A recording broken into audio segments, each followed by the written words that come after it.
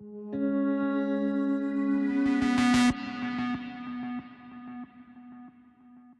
can't possibly be faulted for struggling to find Malta on a world map. After all, it's a speck in the middle of the Mediterranean Sea, perhaps even smaller than Pune. But this tiny country has just triggered a seismic shift in global wealth migration. That's because the European Court of Justice recently ruled that Malta's Golden Passport scheme, which granted citizenship to investors and wider access to the EU for about 600,000 euros, effectively reduced nationality to, quote, a mere commercial transaction. The ECJ added that this violated European Union law.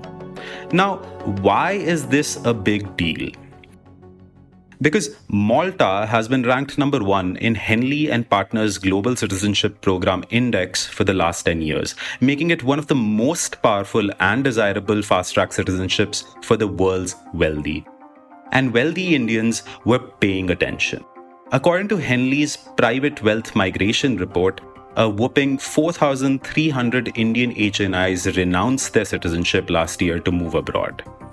That's the third highest in the world behind China and the UK. Now, Henley defines an HNI as someone worth over $50 million, which means this number could be vastly underestimating the real exodus.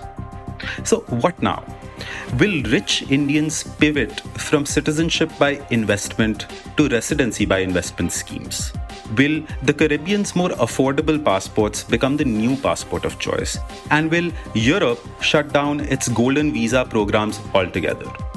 All this and more in today's episode. It's Thursday, the 29th of May.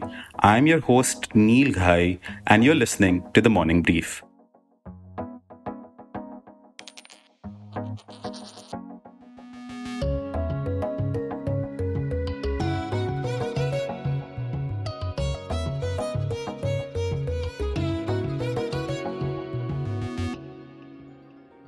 To kick things off, I spoke to someone who spent years watching India's wealthy zigzag across borders, passport in hand.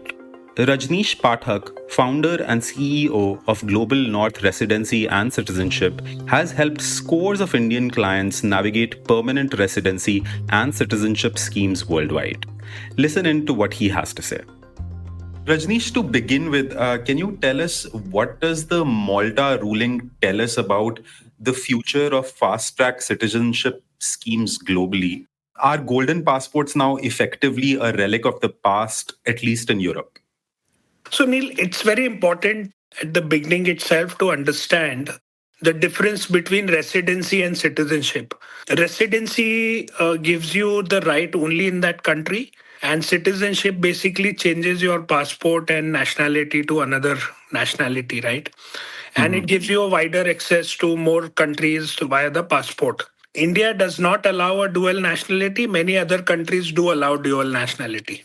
While residencies have not undergone as many changes as in the past, citizenships, Malta was the last standing European residency available in, let's say, 18 months to 24 months' time. Else basically gives you a residency first and then takes you to the path of naturalization over 5-6 years and then offers you a citizenship.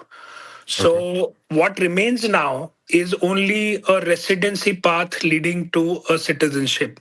And obviously then you have to fulfill the requirements of the residency of minimum number of stays, minimum number of visits, tax compliances and all of that. Okay.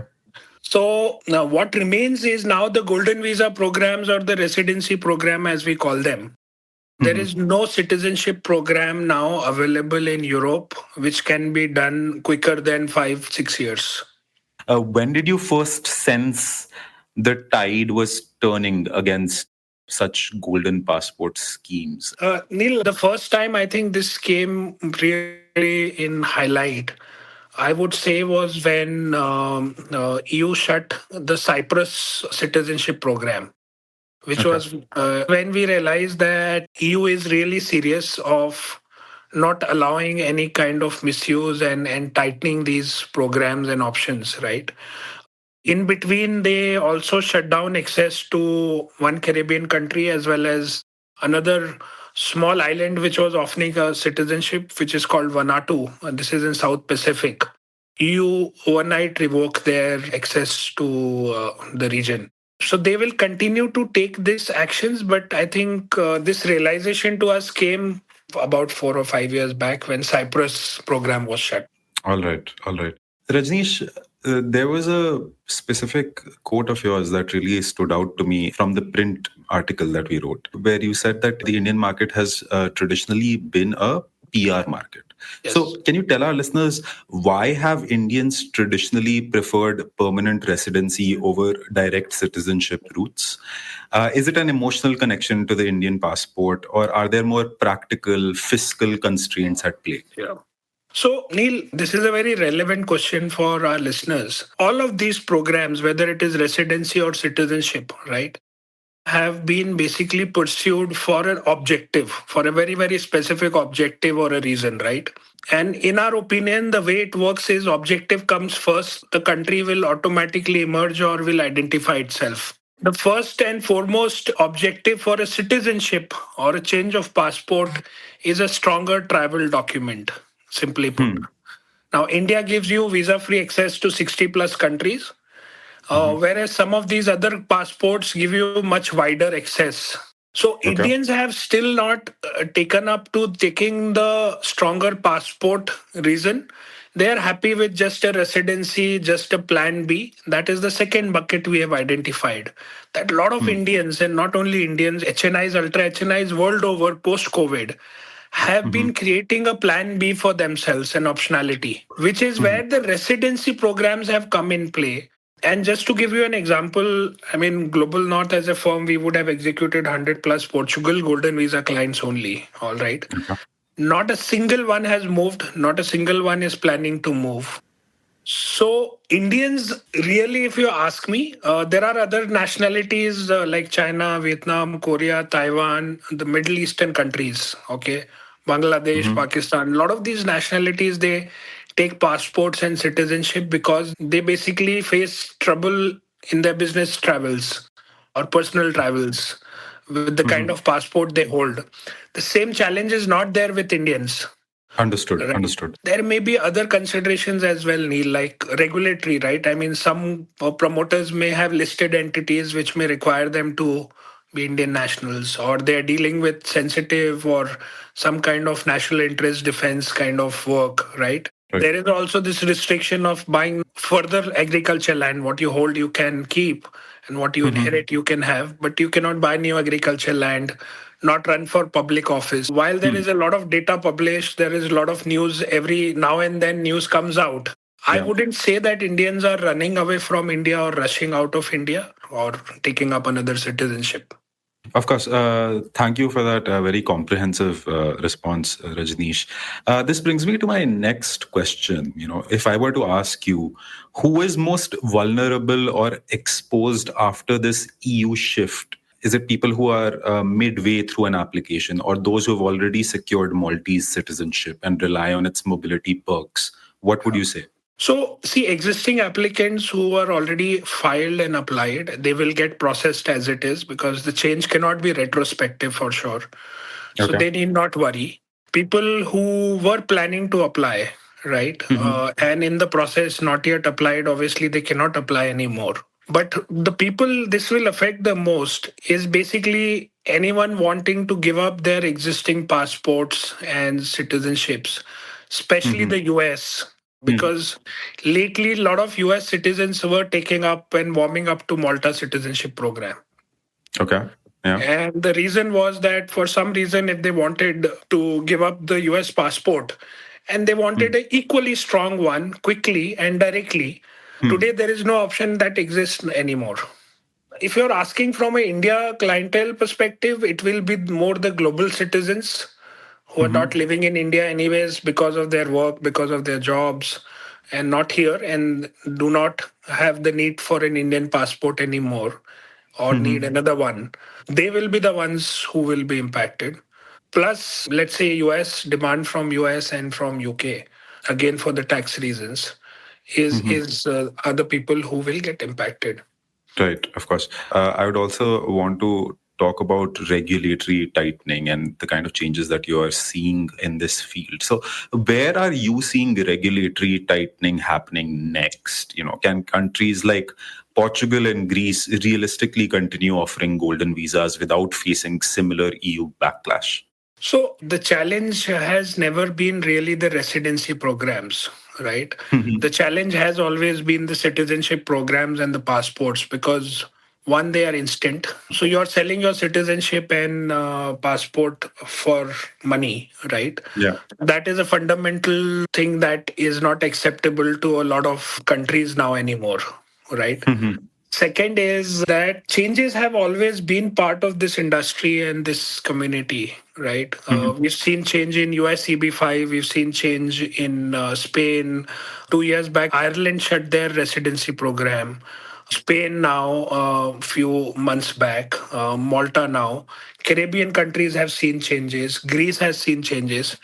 Even someone like UK had an investor program, right, till about the Ukraine war started, which was 2 million in a portfolio investment across the financial services spectrum. They shut that program overnight.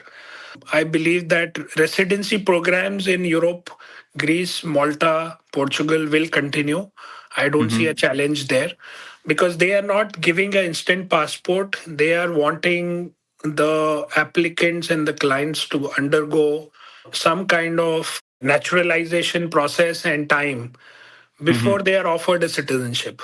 From strategy to sentiment, I also caught up with Andri Boiko, founder and global CEO of Garant In, a firm that specializes in wealth migration advisory. He's been fielding calls from clients looking for clarity and alternatives. We discussed which destinations are hot right now. Think Grenada, Dominica, Portugal, and Greece, and how are rich Indians choosing between lifestyle residencies and outright nationalities. Let's dive in. Andri, who do you see is the typical Indian investor who's now exploring investment migration? Are there any shifts in profile? Like, are younger entrepreneurs coming to you? Are tech founders coming to you? What's the kind of clientele that you're getting? Typically, we work with clients aged 35 and above. The most of the client is 45 and above. This is business owners, some high senior professionals, and with family, of course. There was like some tech founders or the second generation of entrepreneurs' families. But basically, it's not about young people because when you are young, you think how to make money, how to expand business. So that's why young people are very rare in our typical profile. Andri, the ECJ ruling, it effectively shuts citizenship by investment in the EU, but it leaves the door open for residency by investment in countries like Portugal, Greece, or even Malta, right? So, what does this mean for Indian high net worth individuals who thought they could buy a European nationality? Is that the case anymore? Let's be honest, there was never a queue of Indian HNIs desperately waiting for Maltese passport. Because this is a niche program and the cost was high and non-refundable donation. But Indian investors, they are generally very pragmatic and rational. So, and they look for real assets with the potential returns. There are a lot of programs. It's always was, always are. Like Portugal, Italy, Greece, where you can get citizenship. So basically, in Greece, it's difficult to get citizenship, but Italy and Portugal, you can get your citizenship. Yes, you wait, but you invest to the real assets and you don't just lose your money. You get interest. Andri, where are you seeing the strongest demand? Post Malta, in terms of both geographies, countries, I'm asking, in the US, UAE, New Zealand, Caribbean, and type of whether it be citizenship or residency. Where are most Indians wanting, for a lack of better words, to park their money? Now we are seeing a strong demand in two directions. So one is Caribbean country. This is Grenada and Dominica. And Dominica because it's fast and cheap. Grenada because it's because Grenada has the highest level of due diligence. among Caribbean countries. And as of me, I always recommend to go through the program with the highest level of due diligence, because it can guarantee us that we will not have problems in future if some EU regulation changed or something happened. Okay. Okay. You mentioned, some of your clients are asking about the Caribbean citizenship by investment programs. So why do you think Caribbean nations are gaining popularity now among Indian investors? Is it purely about cost and visa-free access, or are there other strategic factors at play? I can tell 4 reasons why it's happening right now. So the first one is global mobility. Yes, you are unable to live everywhere permanently, but you can travel across the world and without any obligations to get visas. So speed also matter, because in Caribbean country you can get your passport from 3 to 10 months, depending on the country. Fourth, this is legacy, because passport is assets. There will always be people who are smarter, wiser, and they can leave everything: property, money, business, but the right passports will stay with them for the rest of their life. Yes, only 3 reasons. And a lot of clients now follow dual strategies. So they get passports within the 6 months, for example, and in the same moment of time, they apply for golden visa. So they will be able to get passports after 5, 7, 10 years, depending on the country. Okay, so you're saying that they're following a dual strategy. Some of them are applying for citizenship, and others are, at the same time, they're also applying for residency. The same family, yes. Who can afford it? So anyway, you don't lose your money. You invest, you put this amount to cards. So and you get some interest. So and even you will be able to get European citizenship. That is the most strongest passport in the world. As the EU tightens its borders and scrutinizes the fine print of citizenship schemes, it seems India's wealthy are being forced to shop smarter. Like your neighbor at the local sabzi mandi, they're now weighing the Caribbean's $200,000 cabbage against New Zealand's $2.95 million avocados. The only difference? The prize isn't vegetables. It's mobility, security, and visa-free access, possibly to 140 countries. But in a world where nationality can no longer be bought off the shelf, even the rich are realizing that finding the right passport is no longer about the fattest wallet. It's about the cleverest choice. That's it for today's episode. This episode was produced by Vinay Joshi and sound designed by Rajas Naik. Executive producers Anirban Chaudhary and Arijit Bergman. Thanks for listening. If you like this episode, do share it. You can find The Morning Brief on Amazon Prime Music, JioSaavn, Spotify, Apple, and Google Podcasts. And of course, on ET's own audio platform, ET Play. I'm Neil Ghai. Catch you next time.